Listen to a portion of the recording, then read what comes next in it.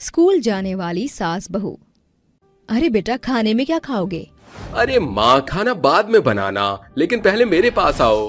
अरे पहले खाना तो खा ले। अरे नहीं माँ, आज मदर्स डे है, मुझे तुम्हारी एक फोटो चाहिए। पहले खाना तो बना लूं। अरे आप तो मेरी सुनती ही नहीं हो, यहाँ पर चुपचाप खड़ी रहो। मैं आपके एक अच्छी सी फोटो क्लिक करके उसे अपलोड करूंगा और उस पर लिखूंगा happy mother's day. Sushmita Arun के कहने पर चुपचाप खड़ी हो जाती है, जिसके बाद अरुण उसकी फोटो क्लिक करता है और उसे फेसबुक, इंस्टाग्राम और व्हाट्सएप पर अपलोड करने लगता है। कुछ ही देर बाद सुष्मिता अपना फोन उठाकर लाती है और अरुण को देते हुए कहती है, अरे बेटा, मेरे फोन में भी फेसबुक, व्हाट्सएप और इंस्टाग्राम अपलोड कर दे। लेकिन माँ, आपको तो ये सब चलाना ही नहीं आता, आप कैसे चलाओगे? रहने दो, ये सब आपके मतलब की चीजें नहीं है।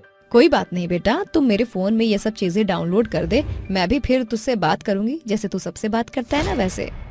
ये सुनकर अरुण सोचने पर मजबूर हो जाता है और अपनी माँ को गले से लगा लेता है, जिसके बाद अपनी माँ से कहता है, माँ, आप पढ़ी लिखी नहीं हो, आप ये चला नहीं पाओगी, इसे चलाने के लिए पढ़ाई भी जरूरी है। बेचारी सुष्मिता ये सुनकर चुपचाप रसोई में जाकर खाना बनाने लगती है।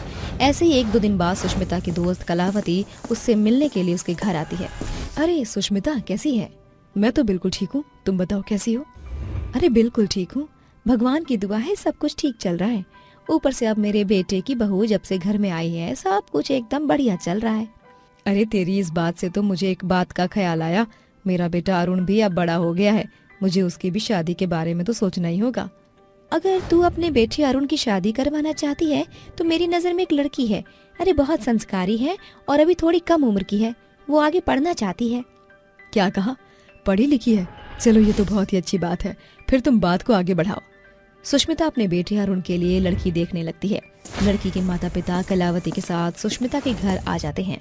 सभी लोग बैठकर आपस में बात करने लगते हैं। अरे बहन जी, मेरा बेटा बहुत अच्छा है और पढ़ा लिखा भी है। अरे तो हमारी बेटी कौन सी अनपढ़ है, लेकिन ये बताइए आप कितनी पढ़ी लिखी हो? ये सुनते ही सुष्मिता को सांप सूंघ जाता है। अरे बहन जी, अब हम तुम्हें क्या बताएं, हमारे समय में हमारे माता पिता ने हमारी पढ़ाई के ऊपर ज्यादा ध्यान नहीं दिया। रही बात मेरे बेटे की, तो बेटा तो हमारा बिल्कुल आपकी बेटी की तरह है, पढ़ा लिखा और समझदार भी। नहीं बहन जी, मुझे अपनी बेटी की शादी ऐसे घर में करनी है जहाँ सभी लोग पढ़े लिखे हों। जब लड़के की माँ ही पढ़ी लिखी नहीं है तो मैं रिश्ता कैसे कर सकती हूँ? ऐसा कहकर उर्मिला वहाँ से उठ जाती है और अपने पति के साथ वहाँ से वापस लौट जाती है। इतनी बड़ी बेइज्जती सुष्मिता से सहन नहीं होती और वो इस बात से बहुत टेंशन में आ जाती है। एक दिन वो अपने मन ही मन सोचती है, अरे अगर अब सभी पढ़ी लिखी सास मांगेंगे तो मेरे बेटे को बहू कैसे मिलेगी, अब मैं क्या करूँ? तभी अचानक से कोई दरवाजा खटखटाता है। अरे अब कौन आ गया? जैसे ही सुष्मिता दरवाजा खोलती है, दरवाजे पर उसका बेटा अरुण एक शीतल नाम की लड़की के साथ खड़ा होता है। उन दोनों के गले में माला होती है, जिसे देखकर सुष्मिता को ये समझने में देर नहीं लगती कि वो दोनों शादी करके आए हैं। हे भगवान, अरुण, ये सब तूने क्या किया? तूने इस लड़की से शादी की है? हाँ, मैंने इससे शादी कर ली है। दरअसल इसके माता पिता नहीं मान रहे थे और इसकी शादी कहीं और करवा रहे थे, इसलिए मैं इसे भगा कर ले आया। आज से ये आपकी बहू है। ऐसा कहकर अरुण शीतल को घर में ले आता है। वहीं दूसरी तरफ सुष्मिता को ना चाहते हुए भी शीतल को अपनी बहू मानना पड़ता है। सुष्मिता अपने मन ही मन सोचने लगती है, अरे वैसे भी मैं अनपढ़ हूँ और ये लड़की पढ़ी लिखी लग रही है। अच्छा ही है कि मेरे बेटे ने इस लड़की से शादी कर ली, कम से कम मेरी वजह से अब मेरे बेटे की शादी तो नहीं रुकेगी। ऐसे ही कुछ दिन में शीतल घर की सभी जिम्मेदारियों को अच्छे से संभाल लेती है, जिसकी वजह से सुष्मिता बहुत खुश होती है। एक दिन शीतल 4 किताबें लेकर घर से बाहर निकल रही होती है। ये सुष्मिता देख लेती है और उससे जाकर पूछती है, अरे बहू, तू ये किताबें लेकर कहाँ जा रही है? माँ जी, मैं स्कूल जा रही हूँ, मेरी पढ़ाई अभी अधूरी रह गई थी, इसीलिए मैं अपनी पढ़ाई पूरी कर रही हूँ। ये सुनकर सुष्मिता संकोच में पड़ जाती है और उससे कहती है, अरे बहू, लेकिन अब तो तू स्कूल जाने लायक तो है नहीं, फिर तू स्कूल क्यों जा रही? अरे माँ जी, पढ़ाई की भी कोई उम्र नहीं होती, इंसान जब चाहे पढ़ सकता है। मैं तो चाहती हूँ आप भी मेरे साथ चलिए और पढ़ना लिखना सीखिए।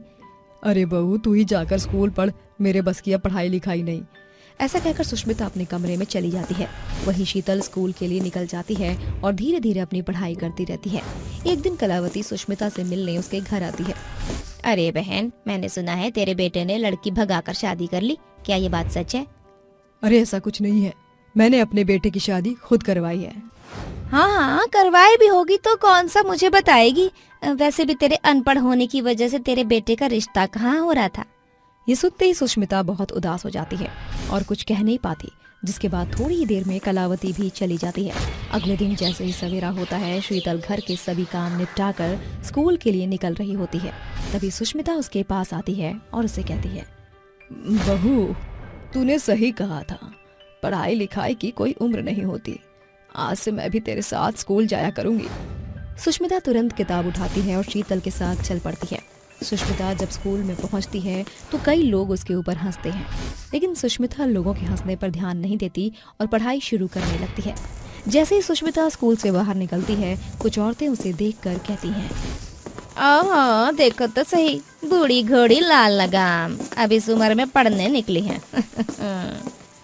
अरे इस उम्र में तो इनको अपने पोते पोतियों को पढ़ाना चाहिए, न कि खुद स्कूल में जाकर बैठना चाहिए। तभी ये सब देखकर शीतल उन सभी से बोल पड़ती है, आप जैसी छोटी सोच रखने वालों की वजह से आज हमारा देश पीछे है। अरे किसी को आगे बढ़ते नहीं देख सकते तो उसे पीछे भी मत खींचो। अगर कोई आगे बढ़ रहा है तो उसे हौसला दो, ना कि उसका हौसला तोड़ो।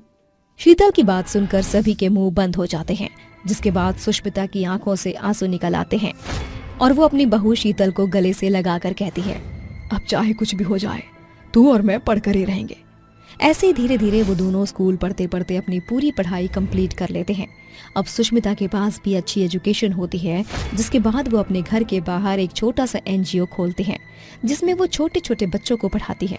वहीं शीतल भी एम्बिशियस कंपनी में जॉब करना शुरू कर देती है, जिसके बाद वो दोनों खुशी खुशी रहने लगते हैं। 5 फौजी बहू। ब्रिजपुर गांव में कलावती अपनी 5 बहुओं सुहानी, रोशनी, अंकिता, सोनी, भारती के संग एक ही घर आंगन में रहा करती थी। उन 5 का हमेशा से 15 अगस्त के प्रति बेहद प्यार भरा रुझान रहा था। सुहानी घर की सफाई कर रही थी, तभी उसकी नजर कैलेंडर पर पड़ती है। आज तो 1 अगस्त है। अरे देखो, हम 5 बहुओं का पसंदीदा त्योहार 15 अगस्त बेहद ही पास है। वो 5 बातें कर ही रही थी कि टीवी पर देशभक्ति गीत शुरू हो जाता है। ये देख अंकिता फौजियों के जैसे ऊंची आवाज में कहती है, सोल्जर्स सावधान। तभी वहाँ कलावती आ जाती है और अपनी 5 बहुओं को ऐसे देख कहती है, अरे सवेरे सवेरे तुम 5 सावधान की मुद्रा में क्यों खड़ी हो? कलावती के सवाल का 5 में से कोई जवाब नहीं देती, जिसे देख वो कहती है, अरे तुम 5 की एक संग सांप सूंघ गया है क्या? ये क्या सिपाही के जैसे सलाम ठोक रही हो? सासू माँ, टीवी पर राष्ट्रीय गान चल रहा है, इसलिए हम बहु सावधान मुद्रा में खड़ी होकर भारत की आन बान शान बढ़ा रही थी। रोशनी की व्यंग बात सुनकर कलावती फीका सा मुंह बनाकर वहाँ से चली जाती है। ऐसे ही दिन गुजरते जा रहे थे। एक सांझ 5 बहुएं बैठी हुई आपस में बात कर रही थीं। 15 अगस्त का पड़ाव एकदम पास आ गया है, मगर हमारे पतियों ने अब तक पतंग भी नहीं खरीदी। सभी के घर में 1 अगस्त से ही देशभक्ति के गीत गूंज उठे हैं, मगर हमारे घर पर पता ही नहीं चल रहा कि 15 अगस्त आने को है। हाँ, पिछले 5 साल से हम इस घर की बहू हैं, मगर अभी भी हम इस बात से पूरी तरह बेखबर हैं कि सासू माँ 15 अगस्त को पसंद क्यों नहीं करती। मेरे पास एक तरकीब है, क्यों न हम सासू माँ के लिए 15 अगस्त से पहले कुछ खास करें। क्या पता उन्हें भी 15 अगस्त के प्रति प्यार हो जाए। अगली सुबह 5 बहू फौजियों का पहरावा पहने कतार में कलावती की ओर बढ़ते हुए नारेबाजी लगाती है। वंदे मातरम, वंदे मातरम, हमारा भारत महान रहे, ओ जी इसकी शान रहे। 5 बहू को फौजी के पोशाक में पहना देख कलावती के तलवों का गुस्सा जैसे सिर चढ़ जाता है और वो कहती है, अरे बंद करो ये नारेबाजी, ये तुम लुगाइयों ने कैसा लिबास पहना है। सासू माँ, हमें तो लगा था कि आपको ये पसंद आएगा। खबरदार, जो फिर कभी ये दोहराया तो। फौजी बनना कोई अटखेल नहीं है। पहली बात ये, तुम 5 का ससुराल है, सरहद की सीमा नहीं। दूसरी बात, तुम जननी हो, देश का जवान बनने की कोशिश ना करो। ये सब कहते हुए कलावती की आंखों में आंसू भर आते हैं। वो गुस्से से पैर पटकती हुई वहाँ से चली जाती है। तभी भारती कहती है, आखिर माँ जी का 15 अगस्त के प्रति इस बेरुखी का कारण क्या है? आज आप 5 को बताना ही होगा। कहो अमर, आखिर क्यों 15 अगस्त आते आते माँ जी का खुशनुमा चेहरा पीला पड़ जाता है? दरअसल हमारे पिताजी फौज के जनरल थे। उन्होंने एक फौजी के फर्ज को बखूबी पूरा किया। जब तक पिताजी सरहद की सीमा पर सैनिक की तरह जंग लड़ते थे, पूरा गांव उनकी सराहना करते नहीं थकता था। फिर पिताजी एक जंग को लड़ते लड़ते शहीद हो गए। तब से माँ को ऐसा लगता है कि सभी ने पिताजी को भुला दिया है, जो कि सही मायने में सच है। वो दिन भी 15 अगस्त का था जब पिताजी शहीद हुए थे, बस इसलिए। ये सुनकर पांचों बहुओं की आंखों में आंसू भर आते हैं। वो आपस में बात करती हुई कहती हैं, क्यों ना हम पांचों मिलकर इस 15 अगस्त पर पिताजी के प्रति कुछ कार्यक्रम आयोजित करें। हाँ, इससे माँ जी को प्रोत्साहन मिलेगा। तो फिर तय रहा, इस 15 अगस्त पर हम पांचों पिताजी को एक बार फिर इस गांव में पहचान कराएंगे। गुजरते पल के साथ 15 अगस्त का दिन भी आ जाता है। पांचों गांव के प्रांगण में कार्यक्रम आयोजित करती हैं। मंच पर खड़ी भारती सभी का स्वागत करते हुए कहती है, इस 15 अगस्त के सुहाने अवसर पर हम पांचों बहू साथ मिलकर आप सभी जन का अभिनंदन करती हैं। आज का ये कार्यक्रम किसी खास शख्स की स्मृति से जुड़ा हुआ है। कलावती एकटक अपनी बहुओं को निहार रही थी। रोशनी के गीत गुनगुनाते ही कलावती की आंखों में आंसू भर आते हैं। हर करम अपना करेंगे, ए वतन तेरे लिए दिल दिया है, जा भी देंगे, ए वतन तेरे लिए। हम जिएंगे और मरेंगे, ए वतन तेरे लिए। ये देशभक्ति गीत तो इनका पसंदीदा हुआ करता था। कलावती सोच ही रही थी कि स्टेज से उसका आमंत्रण आता है।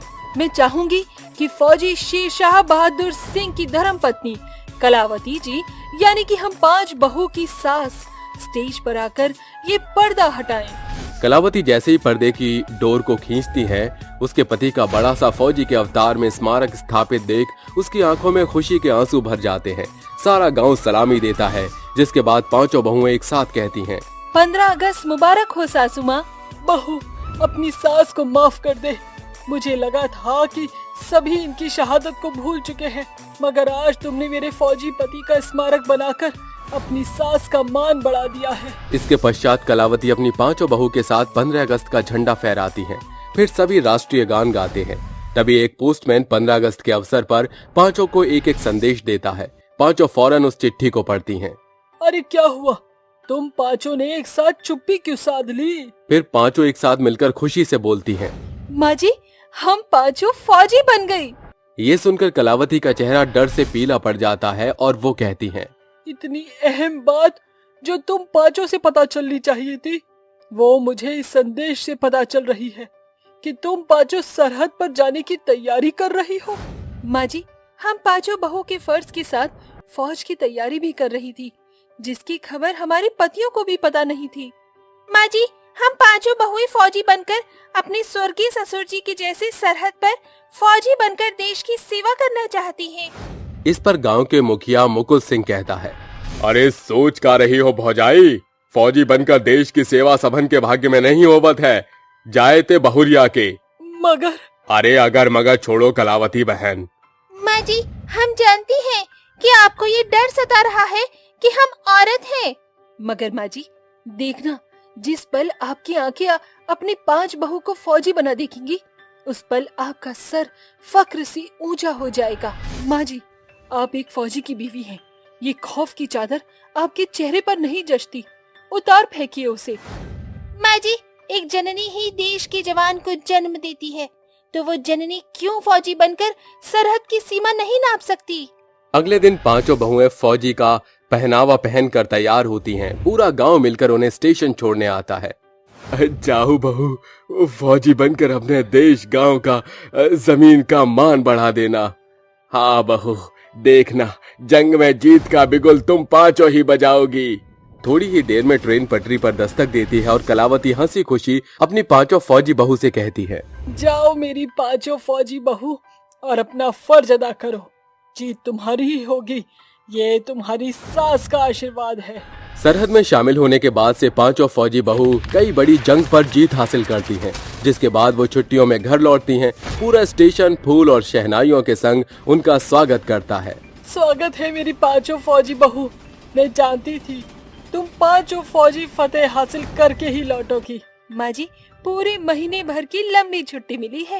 इन दिनों आपकी पांचों फौजी बहू सरहद की सीमा को भूलकर सिर्फ बहू बनकर ससुराल और अपनी सास की सेवा सहाय करना चाहती हैं। पांचों बहू सरहद से मिली छुट्टी में अपनी सास के संग पारिवारिक जीवन जीती हैं और सरहद से संदेश आने पर वो पांचों एक बार फिर फौजी बनकर अपना फर्ज अदा करने चली जाती हैं। चलते हैं माँ जी, आपकी फौजी बहू को उसका फर्ज पुकार रहा है। जाओ और घुसपैठियों के छक्के छुड़ाकर उन्हें भारत देश की जननी की ताकत का एहसास दिलाकर लौटना। इसी के साथ 5 फौजी बहू की ये कहानी होती है यहीं समाप्त। फौजी बहू से धोखा। 25 वर्षीय युविका आजाद ख्यालों की एक खूबसूरत पढ़ी लिखी लड़की थी। आज उसकी सगाई व्योम से होने वाली थी, मगर युविका के चेहरे पर खुशी की चमक दिखने की बजाय उसके भीतर एक बड़ी बेचैनी चल रही थी। उसकी माँ उसे सजाते हुए कहती है, सच कहती हूँ युविका बिटिया, भाग्य बड़ा बलवान है तेरा, जो तुझे पति के रूप में व्योम जैसा शख्स मिलेगा। माँ, आप जानती हैं कि बचपन से ही मेरा पिताजी के संग गहरा रुझान रहा है। मैं उनकी भांति फौज में जाना चाहती हूँ। ओफो, आज सगाई के सुंदर अवसर पर ये क्या बातें लिए बैठी है। उसी पल ऋतु वहां दस्तक देती है। ऋतु युविका की बचपन की पक्की सहेली थी, जिसके साथ युविका ने बचपन से बड़े होने तक का सफर तय किया था। ले, ऋतु आ गई। तुम दोनों सखी सहेली झट से नीचे आ जाओ, मैं समधन जी का स्वागत सत्कार करने जा रही हूँ। युविका को सोच में डूबा देख ऋतु उसे छेड़ते हुए कहती है, अरे, आज तेरी जिंदगी का खास सफर शुरू होने को है और तेरा चेहरा खुशी से लाल गुलाबी होने की बजाय पीला पड़ा दिख रहा है। ऐसा क्यों?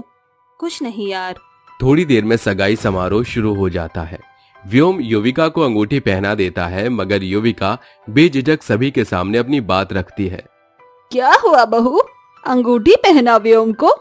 माँ जी, सगाई से पहले मैं साफ शब्दों में आपके समक्ष अपनी इच्छा रखना चाहती हूँ। माँ जी, मैं एक फौजी बनकर देश की सेवा करना चाहती हूँ। क्या आपको ये मंजूर है? बहू की फौजी बनने की चाह सुन सरला मन में कहती है, अगर मैंने मनाही दिखाई तो ये हीरे की अंगूठी मेरे बेटे की उंगली में जाते जाते रह जाएगी। सरला, गर्मी से नहीं नरमी से काम लेना होगा। अरे बहू, ये तो फक्र की बात होगी कि हमारी बहू फौज में जाकर ससुराल का सम्मान कायम रखेगी। ये सुन युविका गहरी सांस भरती है। सगाई समारोह भी खत्म हो जाता है। कुछ दिन के बाद शादी का दिन भी दस्तक देता है। अग्नि के 7 फेरों के संग युविका ससुराल आ जाती है। वो ससुराल की बागडोर को बखूबी संभाल लेती है, मगर एक सवेरे घर की घंटी बजती है और सरला कहती है, अरे, इतने सवेरे सवेरे कौन ससुरा दस्तक दिया? सरला जैसे ही दरवाजा खोलती है तो सामने एक पोस्टमैन खड़ा होता है जो कहता है, युविका चौधरी का घर यही है? हाँ, यही है। यह लीजिए, यहाँ साइन कीजिए। सरला संदेश लेकर जैसे अंदर आती है, युविका कहती है, कौन था माँ जी? पोस्टमैन था, तेरे खातिर तार आया है। युविका संदेश देखकर समझ जाती है और लेटर पढ़कर खुशी से उछल पड़ती है। अरे बहुरानी, ऐसा भी क्या लिखा है इस संदेश में जो तू उछल कूद करने मचाने लगी है? माँ जी, तकरीबन 3 महीने पहले मैंने फौज में जाने की अर्जी डाली थी। मुझे फौज में भर्ती मिल गई। ये मेरा ज्वाइनिंग लेटर है। मेरा सपना साकार होता दिखाई दे रहा है माँ जी। ये सुनकर सरला गुस्से से लाल पीली होती हुई कहती है, कान खोल कर सुन ले बहू, मैं तुझे किसी फौज में नहीं भेजने वाली। माँ जी, क्या मैं इसका कारण जान सकती हूँ? क्योंकि फौज में केवल देश के जवान ही शोभा देते हैं, जनानियों का वहाँ कोई काम नहीं। सासू माँ, आज के दौर में किस सतयुग की सोच लिए बैठी हैं आप? जमाना बदल रहा है, पीढ़ी बदल रही है, फिर हम क्यों नहीं? माँ जी, अगर आप ये सोच रही हैं कि मैं मसलूब बहुओं की तरह आपके जुल्मों सितम को सहूंगी और आप मुझे सताती रहेंगी, तो ये ख्याल अपनी जहन से निकाल दीजिएगा। मैंने बहू बनकर ससुराल की भरसक सेवा की, मगर अब मैं फौजी बनकर देश की सेवा करना चाहती हूँ। देख ले व्योम बेटा, तेरी बीवी कैसे मुझसंग तू मैं कर रही है। इस पर व्योम भी अपनी पत्नी युविका को प्रोत्साहित करते हुए कहता है, माँ, अगर युविका को फौज में जाने का मन है तो इसमें हर्जी क्या है। अगली ही सुबह युविका सरहद की सीमा का रुख करती है, जहां जनरल उसकी फौज की शपथ प्रक्रिया को पूर्ण करते हैं और युविका जवान फौजी बनकर उनका सहयोग करती है। वहीं दूसरी ओर उसकी सहेली ऋतु उसके घर आती है। युविका, युविका, कहाँ है तू? देख, मैं आ गई। ऋतु की आवाज सुनकर सरला कहती है, अरे तुम्हारी सखी सहेली ससुराल में नहीं बल्कि सरहद की सीमा पर मारधाड़ करने गई है। सरला के युविका के प्रति कड़वा बोल वाला देख ऋतु अपनी शातिर चाल चलती हुई कहती है, ऋतु, ये सबसे सुनहरा मौका है अपना नंबर बनाने का। लोहा गरम है, मार दे हथौड़ा। माँ जी, सच कहूँ तो युविका के लिए शुरू से ही परिवार मायने नहीं रहा। उसे तो बस अपने मन की करनी थी, तभी तो आपके खिलाफ जाकर उसने फौज को चुना। दरअसल ये सारी साजिश ऋतु के दूर की सोच की थी। वो युविका की आड़ में उसके पति व्योम पर निशाना साध रही थी। ऋतु अब आए दिन सरला के घर बहानेबाजी से आने लगी और इस बीच व्योम उसके प्यार में पड़ चुका था। दोनों सारे दायरे तोड़ देते हैं। एक सुबह, अरे क्या हुआ मेरे लाल, तेरा चेहरा मुरझाया हुआ क्यों है? माँ, मुझसे एक भूल हो गई। व्योम रोते हुए अपनी माँ को सारी बात कह सुनाता है। मौके का फायदा उठाकर व्योम के मन पर अंदर तक भावुक अत्याचार करते हैं। सरला व्योम को साइड में लाकर उसके कान भरती है। देख बेटा, तेरी उस फौजी बीवी ने तो तेरे प्यार की कदर की नहीं, साथ ही उसने ससुराल का शासन भी नहीं जाना। ऋतु रईस घर से ताल्लुकात रखती है, भर भर के दहेज लाएगी। इससे हम दोनों का भला हो सकता है। और क्या पता तेरी बीवी लौटे न लौटे। एक बार जो सरहद पर चला जाता है, अक्सर उसकी शहीद होने की खबर ही घर लौटती है।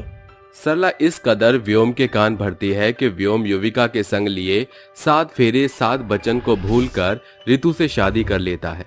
इस बीच युविका को फौज से छुट्टी मिल जाती है और वो घर लौट आती है और कमरे की ओर बढ़ती हुई कहती है, व्योम जब मुझे देखेंगे तो फूले नहीं समाएंगे।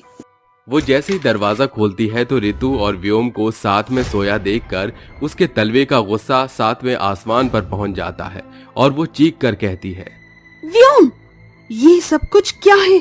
और ऋतु, तू मेरे पीछे से मेरे पति के संग मेरे बिस्तर पर क्या कर रही है?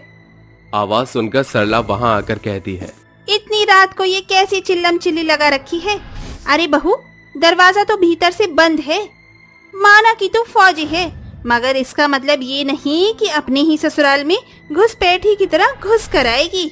शांत रहिए सासू माँ, मैं अपने पति से बात कर रही हूँ। युविका, हालात इतने बदतर हो गए थे कि मुझे ऋतु से शादी करनी पड़ी। अब यही असल मायने में मेरी पत्नी है।